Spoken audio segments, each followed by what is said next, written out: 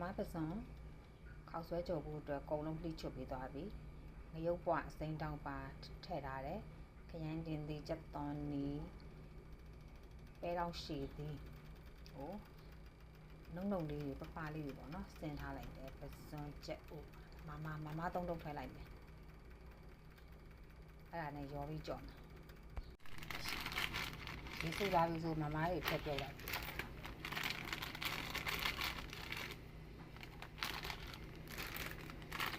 အပျော်ကြီးမပြုတ်ဘူး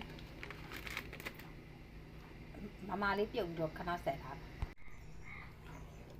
ဒီလို10မိနစ်လောက်လေးပဲဒီလိုမျိုးလေးပြုတ်လိုက်လို့မလေးအဲ့ဒီနေကြရင်ရေစစ်ထားလိုက်သူပျော်ကြီးလုံရင်ခောက်ဆွဲကြော်တဲ့ခါကျတအားပြည့်ကြီးဖြစ်သွားမှာဆိုလို့လေ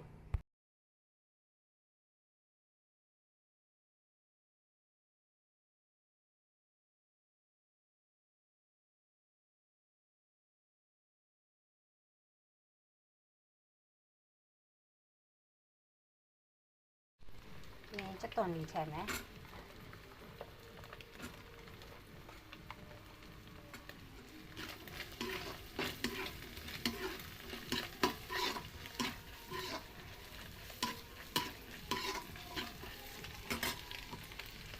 အဲ့ဒီထည့်ပြီးသွားရင်ပဲသီးထည့်မယ်ပဲသီးထည့်ပြီးပဲသီးလေးတွေကိုလှိမ့်လာလိုက်တာပေါ့နော်နည်းနည်းလေးစိတ်လေးနဲ့ဟိုအရန်လည်းမပြော့ဘူးအဲ့ဒီနေထားရအောင်မရုပ်ပွားထည့်မယ်ခရမ်းချင်လေးကိုနောက်ဆုံးမှထည့်အသီးရွက်များများလေးစားကြတယ်လေ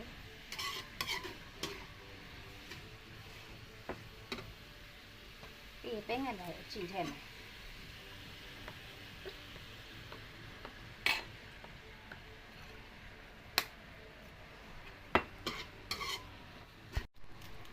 သူခောက်ဆွဲထုတ်ထဲမှာလေပါတဲ့အမှုန့်ပဲထည့်တခြားဟိုအပြင်မှာဘာအမှုန့်မှမထည့်တော့ဘူးအဲ့တော့နှစ်ထုတ်ထည့်လိုက်ခောက်ဆွဲကတော့ပြုတ်တာ3ထုပ်ပြုတ်တယ်ဒါပေမဲ့နှစ်ထုတ်ထည့်လိုက်မယ်3ထုပ်လုံးထည့်ငန်းမှာဆိုလို့လိုမှကြံတဲ့တစ်ထုပ်ကိုထပ်ပေါက်ထည့်ပြီးတော့သူ့ထဲမှာပါတဲ့စီတွေပါအကုန်ထည့်လိုက်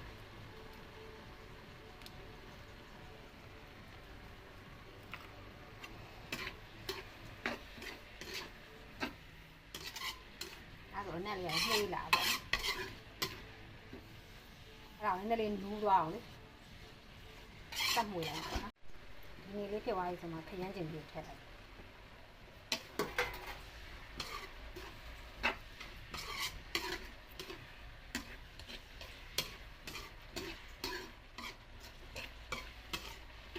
ဆိုတော့မအထုတ်ထဲမှာပါတယ်လေ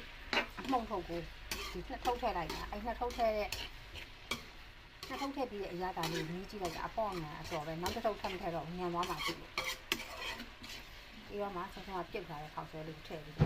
လှိမ့်လိုက်ပါတော့နော်ခုဒီအ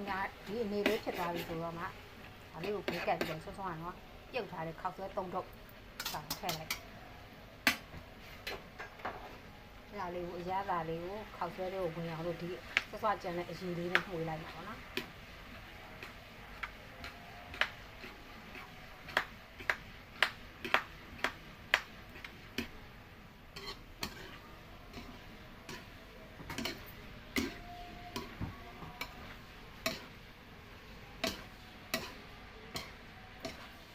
ဆိုအသီးရွက်များလေးနဲ့ရွက်တော့မပါဘူးအ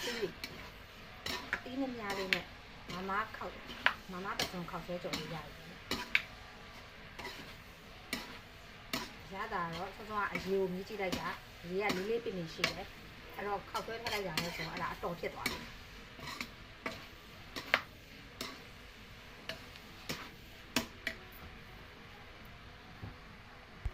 ဒီအားဆိုမမောင်းခောက်ဆွဲကြောက်ထုတ်ကိုပဇွန်နဲ့ရောကြော်ထားတဲ့ခောက်ဆွဲကြော်စွတ်စွတ်အိလေးရတယ်မစိုးဘူးစားရတာဒီဟာလေးလဲစောစောကမြည်ကြည့်လိုက်တာတော်တော်လေးကိုအဆင်ပြေတယ်စားလို့ကောင်းတယ်အဲ့မခောက်ဆွဲထုတ်ထဲမှာပါတဲ့အဲ့ဒီအမှုန့်တုံးနှစ်ထုံးနဲ့ပဲကြော်ထားတာအဲ့ဒီဟိုထက်ထဲတာဆိုတော့ပဲငတ်ပြိုင်အကြည်ကြီးပဲထက်ထဲထားတယ်ပြီးတော့ဒီဥစ္စာကဟိုဟာနဲ့စားမှာမုံလာဥကိုအချင်းတဲထားတာအချင်းတဲထားတယ်ဆိုတာကထူးထူးခြားခြားကြီးမဟုတ်ဘူးအဲ့ဒါလေးလည်းဗီဒီယိုရိုက်ထားတယ်နောက်နေ့ကျမှတင်ပေးအောင်မယ်အဲ့ဒီဟာလေးနဲ့စားမှာဒါ မစိုးဘူးဒီဥစ္စာဆော့ဆော့ကမြည်ကြည့်လိုက်တဲ့အချိန်မှာအရသာတော်တော်လေးကိုအဆင်ပြေတယ်ပေါ့နော်အဆင်ပြေတယ်ဆိုရင်ကြော်စားကြည့်ဘာဖြစ်လို့လဲဒီဥစ္စာကလေဒီအိမ်မှာဘာအသီးအရွက်ပဲရှိအဲ့ဒီအသီးအရွက်မှန်သမျှနဲ့အကုန်လုံးကိုခောက်ဆွဲကြာဆန်ဆိုတာကြော်စားလို့ရတယ်လေဘယ်အသီးရွက်မှဆိုပြီးထူးထူးခြားခြားကြီးပုံတယ်နီးနဲ့ကြော်စားစရာမလိုဘူးကို့အိမ်မှာရှိတဲ့အသီးအရွက်တွေနဲ့ဖြစ်အောင်အကုန်ကြော်စားလို့ရတာပေါ့နော်